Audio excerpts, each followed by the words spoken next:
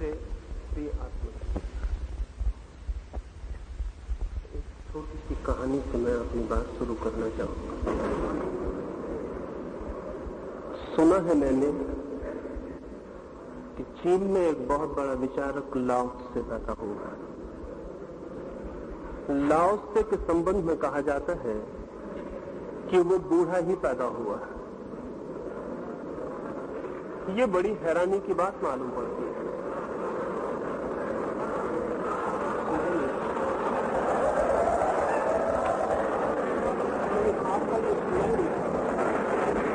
लाओ त्से के संबंध में ये बड़ी हैरानी की बात कही जाती रही है कि वो बूढ़ा ही पैदा हुआ। इस पर भरोसा आना मुश्किल, मुझे भी भरोसा नहीं और मैं भी नहीं मानता कि कोई आदमी बूढ़ा पैदा हो सकता है। लेकिन जब मैं इस हमारे भारत के लोगों को देखता हूं तो मुझे लाओ त्से की कहानी पर भरोसा आना शुरू हो जाता है। ऐसा मालूम होता है कि हमारे देश में तो सारे लोग बूढ़े ही पैदा होते हैं। मुझे कहा गया है कि युवक और भारत के भविष्य के संबंध में थोड़ी बातें आपसे कहूं तो पहली बात तो मैं ये कहना चाहूंगा, सुनाई नहीं पड़ता, देखकर लाओ त्से की कहानी सच मालूम पड़ने लगती है। इस देश में जैसे हम सब बूढ़े ही पैदा होते हैं। बूढ़े आदमी से मतलब सिर्फ उस आदमी का नहीं है जिसकी उम्र ज्यादा हो जाए, क्योंकि ऐसा भी हो सकता है कि आदमी का शरीर बूढ़ा हो और आत्मा जवान हो, लेकिन इससे उल्टा भी हो सकता है। आदमी का शरीर जवान हो और आत्मा बूढ़ी हो। भारत के पास भी जवानों की कोई कमी नहीं, लेकिन जवान आत्माओं की बहुत कमी है। और जवान आत्मा को बनाने वाले जो तत्व हैं उनकी बहुत कमी है। चारों ओर युवक दिखाई पड़ते हैं, लेकिन युवक होने के जो बुनियादी आधार हैं उनका जैसे हमारे पास बिल्कुल अभाव है। मैं कुछ प्राथमिक बातें आपसे कहूं। पहली तो बात, युवक मैं उसे कहता हूं जिसकी नजर भविष्य की ओर होती है, फ्यूचर की ओर होती है, जो फ्यूचर ओरिएंटेड है। और बूढ़ा मैं उस आदमी को कहता हूं जो पास्ट ओरिएंटेड है, जो पीछे की तरफ देखता रहता है। अगर हम बूढ़े आदमी को पकड़ लें तो वो सदा अतीत की स्मृतियों में खोया हुआ मिलेगा। वो पीछे की बातें सोचता हुआ, पीछे के सपने देखता हुआ, पीछे की याददाश्त करता हुआ मिलेगा। बूढ़ा आदमी हमेशा पीछे की तरफ ही देखता है। आगे की तरफ देखने में उसे डर भी लगता है, क्योंकि आगे सिवाय मौत के, सिवाय मरने के और कोई दिखाई बात पड़ती भी नहीं। जवान आदमी भविष्य की तरफ देखता है, और जो कौम भविष्य की तरफ देखती है वो जवान होती है। जो अतीत की तरफ, पीछे की तरफ देखती है वो बूढ़ी हो जाती है। ये हमारा मुल्क सैकड़ों वर्षों से पीछे की तरफ देखने का आदी रहा है। हम सदा ही पीछे की तरफ देखते हैं, जैसे भविष्य है ही नहीं, जैसे कल होने वाला नहीं है। जो बीत गया कल है वही सब कुछ। ये जो हमारी दृष्टि है ये हमें बूढ़ा बना देती है। अगर हम रूस के बच्चों को पूछें तो वे चांद पर मकान बनाने के संबंध में विचार करते मिलेंगे। अगर अमेरिका के बच्चों को पूछें तो वे भी आकाश की यात्रा के लिए उत्सुक हैं। लेकिन अगर हम भारत के बच्चों को पूछें तो भारत के बच्चों के पास भविष्य की कोई भी योजना, भविष्य की कोई कल्पना, भविष्य का कोई भी स्वप्न, भविष्य का कोई उटोपिया नहीं है। और जिस देश के पास भविष्य का कोई उटोपिया न हो वो देश भीतर से सड़ना शुरू हो जाता है और मर जाता है। भविष्य जिंदा रहने का राज, भविष्य के कारण ही आज हम निर्मित करते हैं, भविष्य के लिए ही आज हम जीते और मरते हैं।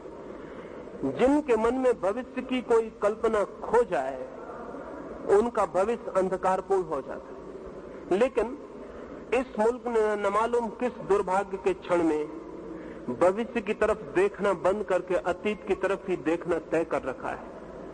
हम अतीत के ग्रंथ पढ़ेंगे, अतीत के महापुरुषों का स्मरण करेंगे, अतीत की सारी बातें हमारे मन में बहुत स्वर्ण की होकर बैठ गई हैं। बुरा नहीं है कि हम अतीत के महापुरुषों को याद करें, लेकिन खतरनाक हो जाता है अगर भविष्य की तरफ देखने में हमारी स्मृति बाधा बन जाए। कार हम चलाते हैं तो पीछे भी लाइट रखने पड़ते हैं, लेकिन अगर किसी गाड़ी में सिर्फ पीछे ही लाइट हो और आगे लाइट हम तोड़ ही डालें तो फिर दुर्घटना के अतिरिक्त और कुछ भी नहीं हो सकता। गाड़ी में भी रियर व्यू मिरर रखना पड़ता है, एक दर्पण रखना पड़ता है जिसमें से पीछे से दिखाई पड़े, लेकिन ड्राइवर को हम पीछे की तरफ मुंह करके नहीं बैठा सकते। अतीत का इतना ही उपयोग है जितना रियर व्यू मिरर का एक कार में उपयोग होता है। पीछे का भी हमें दिखाई पड़ता रहे ये जरूरी है, लेकिन चलना भविष्य में है, बढ़ना आगे है, और अगर भविष्य की तरफ देखने वाली आंखें बंद हो जाएं तो दुर्घटना के अतिरिक्त और कुछ भी नहीं हो सकता। भारत का 2000 साल का इतिहास एक्सीडेंट्स का, दुर्घटनाओं का इतिहास। इन 2000 सालों में हम सिवाय गड्ढों में गिरने के किन्हीं ऊंचाइयों पर नहीं उठे। गुलामी देखी है, गरीबी देखी है, बहुत तरह की दीनता और बहुत तरह की परेशानी देखी है, और आज भी हमारे पास भविष्य की कोई ऐसी योजना नहीं है कि हम ये सोच सकें कि आने वाला कल आज से बेहतर हो सकेगा। वरन जवान से जवान आदमी से भी बात की जाए तो वो भी यही कहता हुआ मिलेगा कि कल और स्थिति के बिगड़ जाने का डर, रोज चीजें बिगड़ती चली जाएंगी, ऐसी हमारी धारणा है। इस धारणा के पीछे कुछ कारण, हमने अपने उटोपिया को पास्ट ओरिएंटेड रखा हुआ है। इस देश में हमने जो समय की धारणा की है, जो हमारा टाइम ऑर्डर है, वो ये कहता है कि सबसे अच्छा युग हो चुका, अब आने वाला युग बुरा होगा। सतयुग हो चुका, कलयुग हो रहा है, और रोज हम अंधकार में उतरते चले जाएंगे। जो भी अच्छा था वो बीत चुका। राम, कृष्ण, नानक, कबीर, बुद्ध, महावीर, जो भी अच्छे लोग हो सकते थे वो हो चुके। अब भविष्य में जैसे कोई अच्छे होने का हमें उपाय नहीं दिखाई पड़ता। लेकिन ध्यान रहे, जो भविष्य में अच्छे आदमियों को पैदा हम न कर पाए तो हमारे अतीत के अच्छे आदमी झूठे मालूम पड़ने लगेंगे। अगर हम भविष्य में और श्रेष्ठताएं न छू सके तो हमारे अतीत की सारी श्रेष्ठताएं काल्पनिक और कहानियां मालूम पड़ने लगेंगी, क्योंकि बेटा बाप का सबूत होता है, और अगर बेटे गलत निकल जाएं तो अच्छे बाप की बात सिर्फ मन भुलाने की बात रह जाती, वो गवाही नहीं रह जाता। भविष्य तय करेगा कि हमने अतीत में राम को पैदा किया या नहीं पैदा किया। अगर हम भविष्य में राम से बेहतर आदमी पैदा कर सकते हैं तो ही हमारे राम सच्चे साबित होंगे। अगर हम राम से बेहतर आदमी पैदा नहीं कर सकते तो दुनिया हमसे कहेगी कि राम सिर्फ कहानी है, यह आदमी तुमने कभी पैदा किया नहीं। अगर हम भविष्य में भीख मांगेंगे तो कोई मानने को राजी न होगा कि हमारे पास स्वर्ण की नगरियां थी, और अगर भविष्य में हम सिर्फ गुंडे और बदमाशों को पैदा करेंगे तो नानक पर कितने दिन तक भरोसा रह जाएगा कि ये आदमी हुआ था। ये बहुत ज्यादा दिन तक भरोसा नहीं रह जाएगा। इसलिए पीछे के अच्छे आदमियों को याद करना काफी नहीं है। अगर सच में ये अच्छे आदमी हुए हैं, हम ऐसा दुनिया को कहना चाहते हो, तो हमें इनसे भी बेहतर आदमी रोज पैदा करने होंगे। जो रोज ऊंचाइयां चढ़ते हैं वे ही गवाही दे सकते हैं कि उनके अतीत में भी उन्होंने ऊंचाइयां छुई होंगी। लेकिन अगर हम रोज गड्ढों में गिरते चले जाएं तो फिर दुनिया हमसे कहेगी कि अक्सर भिखमंगे सपने देखते हैं कि उनके बाप सम्राट थे, लेकिन ये सपनों से कुछ सिद्ध नहीं होता। इससे सिर्फ इतना ही सिद्ध होता है कि भिखमंगे कंसोलेशंस खोज रहे हैं, सांत्वनाएं खोज रहे हैं, अपने मन को समझा रहे हैं।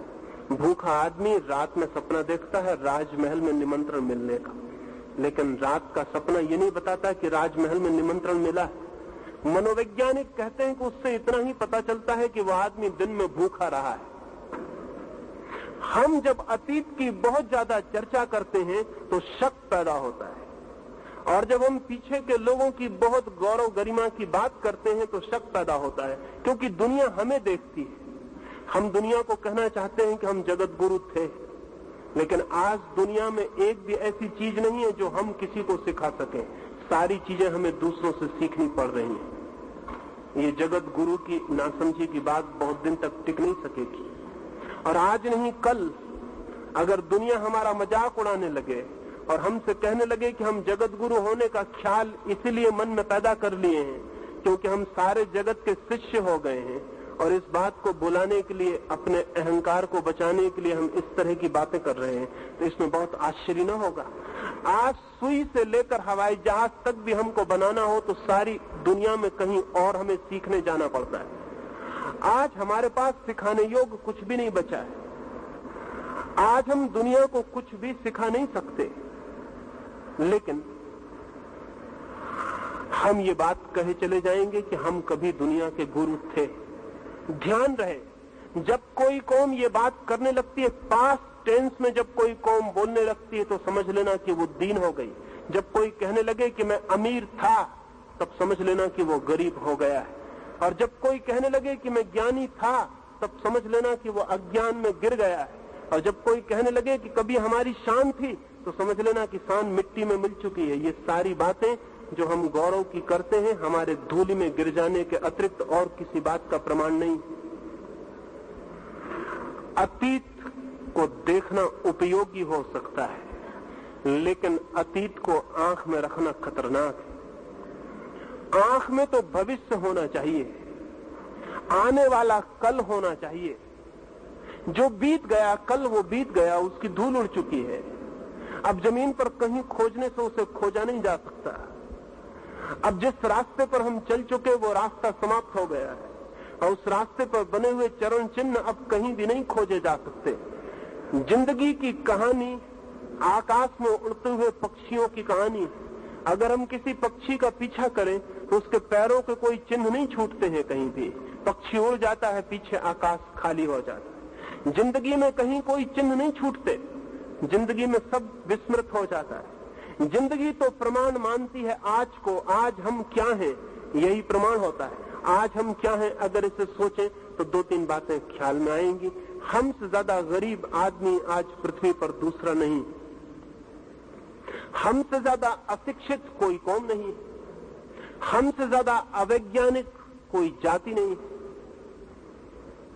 हमसे ज्यादा कमजोर, हमसे ज्यादा हीन, हमसे कम उम्र, हमसे ज्यादा बीमार आज जमीन पर कोई भी नहीं है। दूसरे मुल्कों की औसत उम्र 80 वर्ष को छू रही है। दूसरे मुल्कों में आज रूस में 100 वर्ष के ऊपर हजारों बूढ़े, और 150 वर्ष के ऊपर भी कुछ बूढ़े। सारी दुनिया में गरीबी विदा होने के करीब है, और हमारी गरीबी रोज बढ़ती चली जाती। जब पिछले बार बिहार में अकाल पड़ा तो मैं एक स्वीडिश मित्र ने मुझे एक पत्र लिखा, और उसने लिखा कि हम अपने बच्चों को समझाने में बहुत असमर्थ हैं कि हिंदुस्तान में लोग भूखे मर रहे हैं। उसने मुझे लिखा कि जब मैं अपने छोटे बच्चे को कहा कि हिंदुस्तान में लोग भूखे मर रहे हैं और करोड़ों लोग भूखे मर जाएंगे, तो उस छोटे बच्चे ने कहा कि क्या उनके पास अगर रोटी नहीं है तो फल भी नहीं है? तो उन्होंने कहा नहीं, उनके पास फल भी नहीं है। तो उस छोटे बच्चे ने कहा उनके रेफ्रिजरेटर में कुछ तो बचा होगा। तो उसके बाप ने कहा कि रेफ्रिजरेटर उनके पास है ही नहीं, उसमें बचने का कोई सवाल नहीं। उस बच्चे को समझना मुश्किल हुआ कि कोई कौम ऐसी हो सकती है जहां खाने को भी ना हो। सच में ही स्वीडन के बच्चे को समझना मुश्किल पड़ेगा। उसको मुश्किल इसलिए पड़ जाएगा क्योंकि बच्चा जो देखता है चारों तरफ, न किसी को भीख मांगते देखता है, न किसी को गरीबी में मरते देखता है, तो उसके लिए भरोसा करना मुश्किल है कि जमीन पर ऐसे लोग भी हैं जो करोड़ों की संख्या में भूखे मरने की हालत में आ सकते। अभी एक अमेरिकी अर्थशास्त्री ने किताब लिखी है 1987, और उस किताब में उसने ये घोषणा की है कि 1987 में, आज से केवल 7 साल बाद हिंदुस्तान में इतना बड़ा अकाल पड़ सकता है जिसमें कोई 10 करोड़ से लेकर 20 करोड़ लोगों के मरने की संभावना है। मैं दिल्ली में एक बहुत बड़े नेता से बात कर रहा था तो उन्होंने कहा 1987 भी बहुत दूर, अभी तो हमें 1972 की फिक्र, उसके बाद देखा जाएगा। अभी सिर्फ 1972 में जो इलेक्शन होगा उसकी नेता को फिक्र है।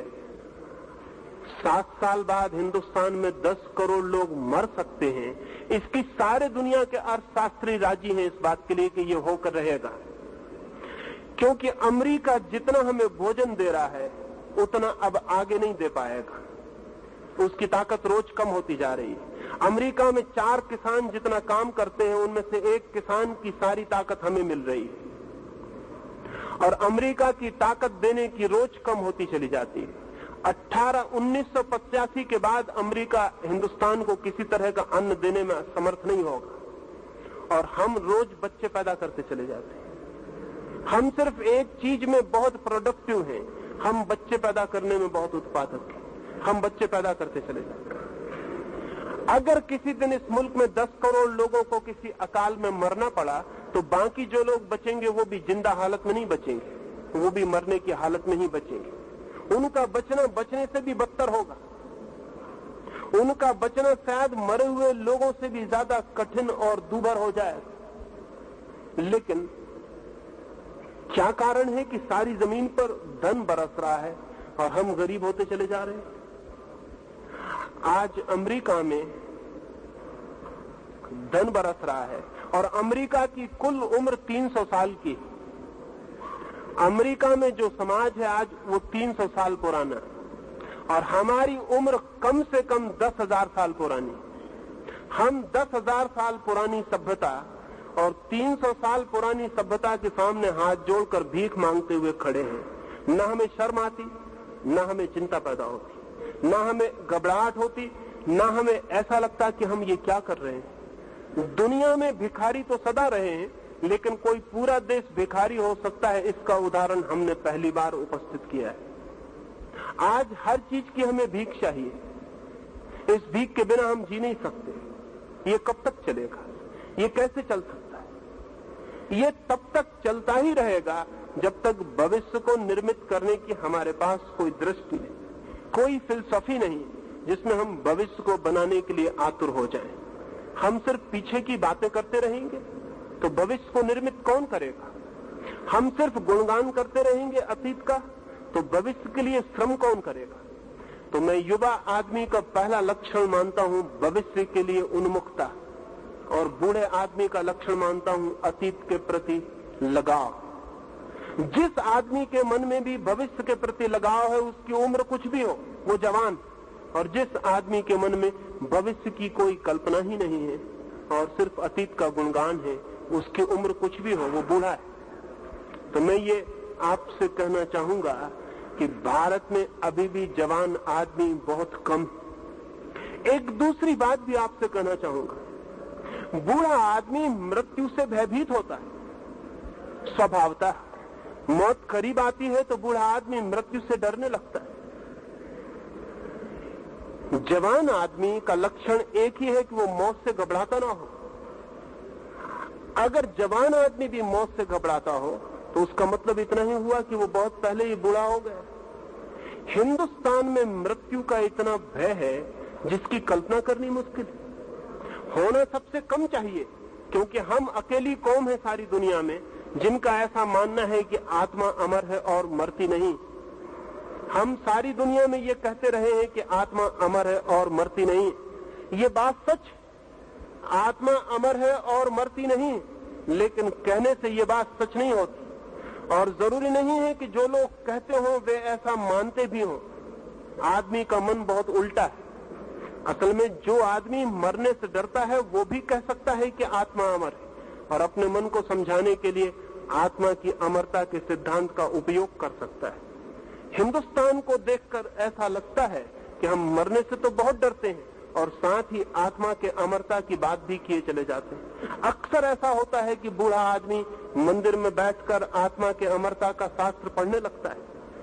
आत्मा अमर है ऐसा पढ़ के उसके मन को अच्छा लगता है कि मैं मरूंगा नहीं, लेकिन अगर ये भय के कारण ही वो पढ़ रहा है तो इस कारण कोई ज्ञान उत्पन्न नहीं हो जाएगा। और अगर इस बात का ज्ञान उत्पन्न हो जाए कि मैं अमर हूं और मरूंगा नहीं, तो हमारे इस मुल्क को गुलाम बनाना असंभव हो जाता। हम 1000 साल गुलाम रहे और हम कल भविष्य में किसी भी दिन गुलाम फिर हो सकते हैं। हमारे सारे उपाय ऐसे हैं कि हम किसी भी दिन गुलाम हो सकते हैं। लेनिन ने 1920 में एक घोषणा की थी मॉस्को में कि कम्युनिज्म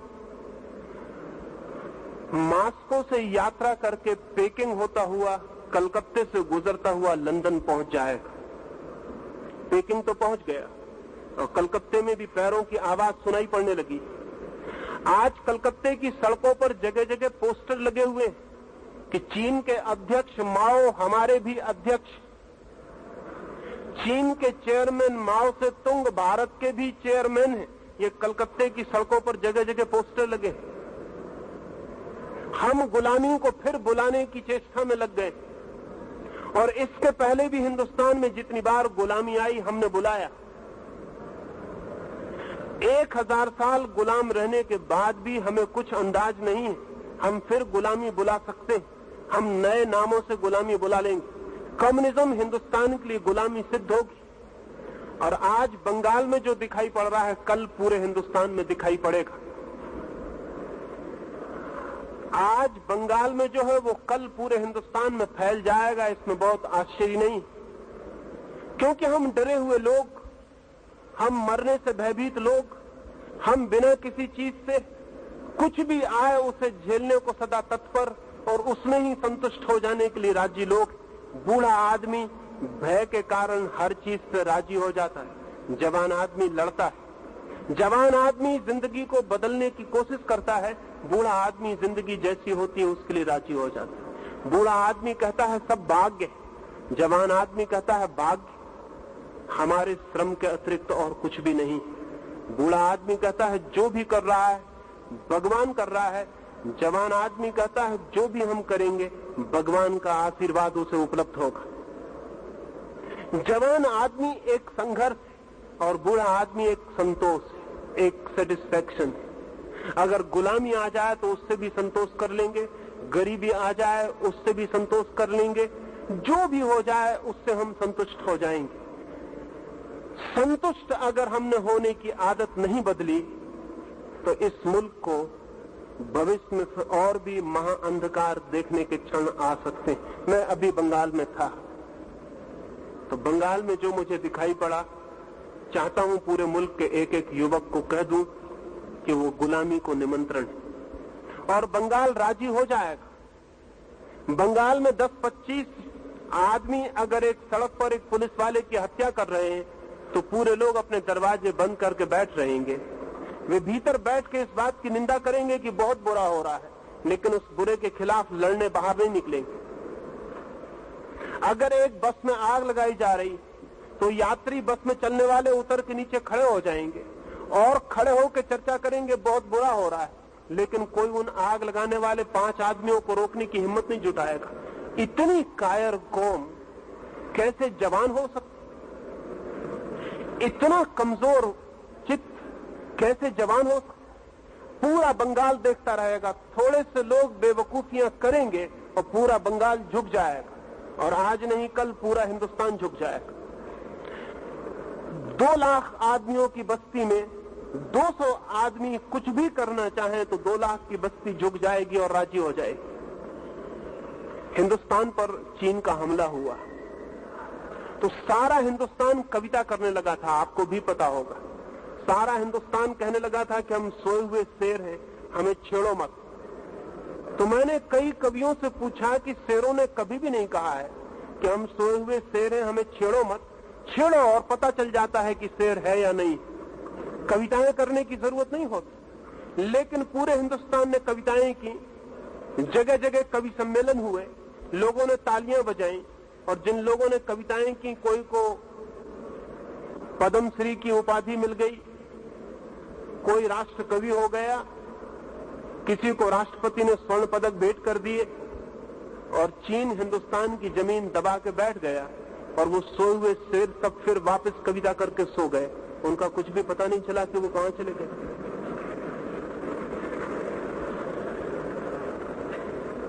लाखों मील की जमीन ने चीन ने कब्जा कर लिया था। हिंदुस्तान के नेताओं ने बाद में कहना शुरू किया कि वो जमीन बेकार थी, वो जमीन किसी काम की ही न थी, उसमें घास भी पैदा नहीं होता था।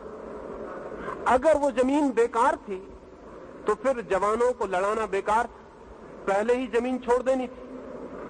और अगर जमीन पर घास भी नहीं उगती थी तो उसके लिए लड़ने की कोई जरूरत नहीं थी।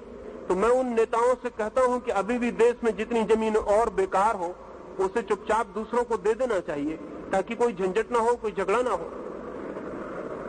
ये जो हमारा चित्त है, इस चित्त को मैं बूढ़ा, ओल्ड माइंड, बूढ़ा चित्त कहता हूं। ये बूढ़ा चित्त हर चीज में संतोष खोज लेता है।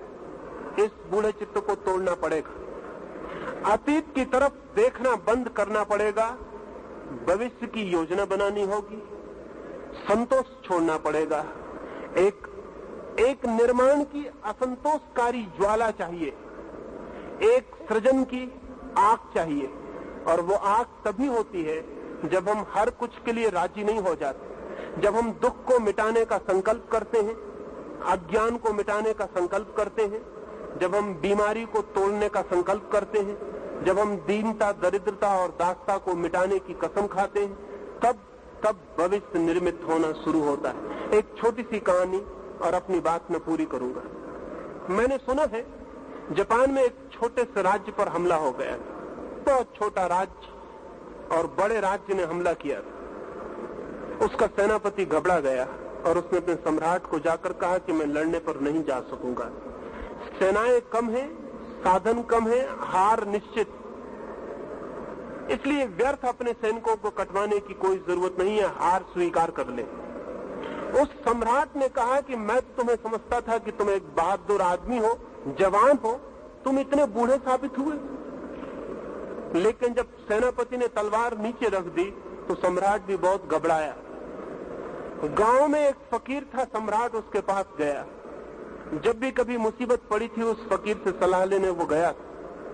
उस फकीर ने कहा कि इस सेनापति को फौरन कारागृह में डाल दो, क्योंकि इसकी ये बात कि हार निश्चित है, हार को निश्चित कर देगी। आदमी जो सोच लेता है वो हो जाता है, और जब सेनापति कहेगा हार निश्चित है तो सैनिक क्या करेंगे? उनकी हार तो बिल्कुल निश्चित हो जाएगी। इसे कारागृह में डाल दो, कल सुबह मैं सेनापति बनकर आपकी सेनाओं को युद्ध के मैदान पर ले जाऊंगा। राजा बहुत घबराया, क्योंकि सेनापति योग्य था, युद्धों का अनुभवी था, वो डर गया। और फकीर जिसे तलवार पकड़ने का भी कोई पता नहीं था, जो कभी घोड़े पर भी नहीं बैठा था, वो युद्ध के मैदान पर क्या करेगा? लेकिन कोई उपाय न था और राजा को राजी होना पड़ा। वो फकीर सेनाओं को लेकर युद्ध के मैदान पर चल पड़ा। राज्य की सीमा पर नदी को पार करने के पहले उस पार दुश्मन के पड़ाव थे। उस सेनापति ने मंदिर के निकट रुककर अपने सिपाहियों को कहा कि मैं जरा मंदिर के देवता को पूछ लूं कि हमारी हार होगी कि जीत। उन सैनिकों ने कहा देवता कैसे बताएगा और देवता की भाषा हम कैसे समझेंगे? उस फकीर ने कहा भाषा समझने का उपाय मेरे पास। उसने खीसे से चमकता हुआ सोने का रुपया निकाला, आकाश की तरफ फेंका और मंदिर के देवता से कहा कि अगर हमारी जीत होती हो तो सिक्का सीधा गिरे और अगर हार होती हो तो उल्टा गिरे। सैनिकों की सांसें रुक गईं, जीवन मरण का सवाल था। वो रुपया नीचे गिरा, वो सीधा गिरा। उस फकीर ने कहा अब तुम फिक्र छोड़ दो, हार का अब कोई उपाय नहीं है। हम हारना भी चाहें तो अब हार नहीं सकते, परमात्मा साथ है। सिक्के को खीसे में रखते हुए युद्ध में कूद पड़े। 8 दिन बाद अपने से बहुत बड़ी फौजों को जीतकर वे वापस लौटे। उस मंदिर के पास से गुजरते थे तो सैनिकों ने फकीर को याद दिलाई कि परमात्मा को कम से कम धन्यवाद तो दे दे, जिस परमात्मा ने हमें जिताया। उस फकीर ने कहा परमात्मा का इससे कोई भी संबंध नहीं है, आगे बढ़ो। उन सैनिकों ने कहा आप भूल गए मालूम होता, युद्ध की विजय के नशे में मालूम होता है धन्यवाद का भी ख्याल नहीं। तो उस फकीर ने कहा तुम पूछते ही हो तो मैं तुम्हें राज बता देता हूँ। उसने रुपया निकाल कर दे दिया। वो सिक्का दोनों तरफ सीधा था, उसमें कोई उल्टा हिस्सा नहीं था। वे सैनिक जीते क्योंकि जीत का ख्याल निश्चित हो गया। विचार अंततः वस्तुएं बन जाते हैं, विचार अंततः घटनाएं बन जाते हैं। एडिंगटन का एक बहुत प्रसिद्ध वचन है, things are thoughts and thoughts are things. जिसे हम वस्तु कहते हैं वो भी विचार है, और जिसे हम विचार कहते हैं वो भी कल वस्तु बन सकता है। जिसे हम जिंदगी कहते हैं वो कल किए गए विचारों का परिणाम है। जिसे हम आज कहते हैं वो कल के विचारों का निष्कर्ष, और कल जो होगा वो आज के विचारों का परिणाम होगा। मैं भारत को जवान देखना चाहता हूं, लेकिन भारत के मन को बदलना पड़ेगा तो ही भारत जवान हो सकता है। मैं भारत को बूढ़ा नहीं देखना चाहता हूं। हम बहुत दिन बूढ़े रह चुके, हम बूढ़े हैं हजारों साल से। ये भारत का बुढ़ापा तोड़ना पड़ेगा, इस भारत के बुढ़ापे को मिटाना पड़ेगा। इस भारत के बुढ़ापे को अगर हम नहीं मिटा पाए तो अब तक हमने जो गुलामियां देखी थी वो बहुत छोटी थी। ना तो मुसलमान इतनी बड़ी गुलामी ला सकते थे, ना अंग्रेज इतनी बड़ी गुलामी ला सकते थे जितनी बड़ी गुलामी कम्युनिज्म हिंदुस्तान में ला सकता है। और कम्युनिज्म की गुलामी और भी खतरनाक इसलिए है कि अब तक जो भी गुलामियां थी वे गुलामियां वैज्ञानिक नहीं थी। कम्युनिज्म पहली दफा टेक्नोलॉजिकली वैज्ञानिक ढंग से आदमी को गुलाम बनाने में समर्थ है। आज चीन में आदमियों का माइंड वॉश किया जा रहा है। आदमी को मारने की जरूरत भी नहीं, उसके दिमाग को पूरा धो के साफ किया जा सकता है, जिससे स्लेट पट्टी को धो के साफ किया जा सकता है। ये गुरुद्वारे, ये मंदिर, ये मस्जिद ज्यादा दिन नहीं बचेंगे। अगर हिंदुस्तान पर कम्युनिज्म आता है तो हमारे दिमाग ज्यादा दिन तक नहीं बचेंगे, जो थे वो पोंछ डाले जाएंगे। आज रूस में कहां है गुरुद्वारा, कहां है मस्जिद, कहां है मंदिर? आज चीन में कहां है? वो सब विदा हो गया। मनुष्य के धर्म पर सबसे बड़ा खतरा कम्युनिज्म। अभी मैं आ रहा था तो आपके प्रिंसिपल ने मुझे कहा कि आप धर्म के खिलाफ कुछ मत बोल देना। मैं बहुत हैरान हुआ कि अगर एक धार्मिक व्यक्ति धर्म के खिलाफ कुछ बोलेगा तो फिर धर्म के पक्ष में कौन बोलेगा? पर उनके भय से मुझे लगा कि धर्म कहीं इतना कमजोर हो गया है कि अपने खिलाफ बोली गई बातों का जवाब देने में भी ताकतवर नहीं मालूम पड़ता है, इसलिए इतना डर है भीतर। लेकिन इतना डर के धर्म बचेगा नहीं। डरा हुआ धर्म कैसे बचेगा? डरा हुआ धर्म नहीं बच सकता। उन्होंने मुझसे कहा कि आप किन्हीं शास्त्रों के खिलाफ कुछ मत बोल देना। जिसके खिलाफ बोला जा सकता है वो शास्त्र ही नहीं है, जिसके खिलाफ नहीं बोला जा सकता वही शास्त्र। और जिसके खिलाफ बोले जाने में डर मालूम पड़ता है वो कमजोर है, वो सत्य नहीं हो सकता। जिसके खिलाफ सारी दुनिया बोलती हो तो भी जिसका रत्ती भर ना टूटता हो वही सत्य है। उतना ही बच जाए तो काफी है, बाकी कचरे को बचाने की कोई जरूरत भी नहीं। लेकिन हम भयभीत, हम बहुत डरे हुए, और इतने डरे हुए लोग धर्म को और शास्त्र को बचा सकेंगे ये मुझे संभव नहीं दिखाई पड़ता। भारत का बूढ़ा मन धर्म की पूजा कर सकता है, धर्म को बचा नहीं सकता। भारत को जवान चित्त पैदा करना पड़ेगा, वही धर्म को बचा सकेगा। एक और अंतिम बात आपसे कह दूं, अगर हमने सिख धर्म को बचाना चाहा तो धर्म नहीं बचेगा। अगर हमने हिंदू धर्म को बचाना चाहा तो धर्म नहीं बचेगा। अगर हमने जैन धर्म को बचाना चाहा तो धर्म नहीं बचेगा। अगर हमने मुसलमान धर्म को बचाना चाहा तो धर्म नहीं बचेगा। अगर हमने धर्म को बचाना चाहा तो धर्म बच सकता है। असल में जब हम धर्मों को 50 हिस्सों में तोड़ देते हैं तो अधर्म से लड़ने की ताकत कम हो जाती है। अधर्म से लड़ेगा कौन? धर्म आपस में लड़ते हैं, मंदिर मस्जिद लड़ते हैं। कम्युनिज्म से कौन लड़ेगा? हिंदू मुसलमान लड़ते हैं, हिंदू सिख लड़ते हैं, हिंदू जैन लड़ते हैं। आज भी चीन में बौद्धों का मठ गिराया जा रहा है, मुसलमानों की मस्जिद गिराई जा रही है। ईसाइयों का चर्च तोड़ा जा रहा है, फिर भी बौद्ध ईसाई के खिलाफ बोले चले जाते हैं, ईसाई मुसलमान के खिलाफ बोले चले जाते हैं, मुसलमान बौद्धों के खिलाफ बोला चला जाता है। ये धार्मिक आदमी है या पागल हो गए लोग? अगर धर्म को दुनिया में बचाना है तो धर्म को बचाने की तैयारी करनी पड़ेगी, छोटे छोटे मोह छोड़ने पड़ेंगे। मेरा धर्म नहीं बचेगा। अब धर्म बच सकता है, और धर्म तभी बच सकता है जब धर्म आपस में लड़ने का पागलपन बंद कर दे। अन्यथा धर्म आपस में लड़ते हैं, और अधर्म की तो कोई लड़ाई अधर्म से नहीं होती। ये कितने मजे की बात कि दुनिया में धर्म 350 और अधर्म 1। अधर्म का कोई विभाजन नहीं है, और धर्म के इतने विभाजन। विभाजित धर्म बच नहीं सकेगा, अविभाजित धर्म बच सकता है। चाहे हिंदू हो, चाहे सिख, चाहे मुसलमान, चाहे जैन।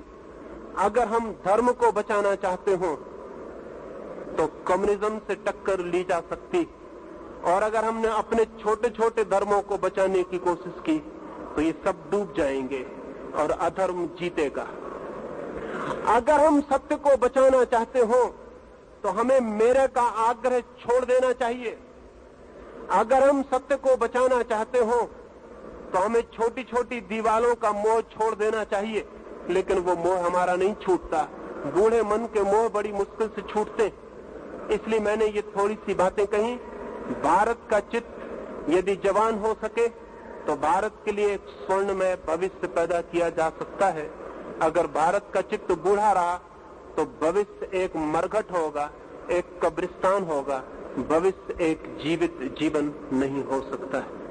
मैंने ये थोड़ी सी बातें कही। मेरी बातों को मान लेना जरूरी नहीं है, क्योंकि केवल वे ही लोग अपनी बातों को मानने पर जोर देते हैं जिनकी बातें कमजोर होती हैं। मैं आपको सिर्फ इतना ही कहूंगा कि मेरी बातों को सोचना। अगर उनमें कोई सच्चाई होगी तो वो सच्चाई आपको मनवा लेगी, और अगर वे असत्य होंगी तो अपने आप गिर जाएंगी। मेरी बातों को मानने की कोई भी जरूरत नहीं है। मेरी बातों को सोच लेना काफी है। अगर आप सोचेंगे, विचारेंगे, तो जो सत्य होगा वो आपको दिखाई पड़ सकता है, और सत्य दिखाई पड़े तो जीवन में क्रांति शुरू हो जाती है और युवा चित्त का जन्म प्रारंभ हो जाता है। मेरी बातों को इतने प्रेम और शांति से सुना, उससे बहुत अनुग्रहित हूं, और अंत में सबके भीतर बैठे परमात्मा को प्रणाम करता हूं। मेरे प्रणाम स्वीकार करें।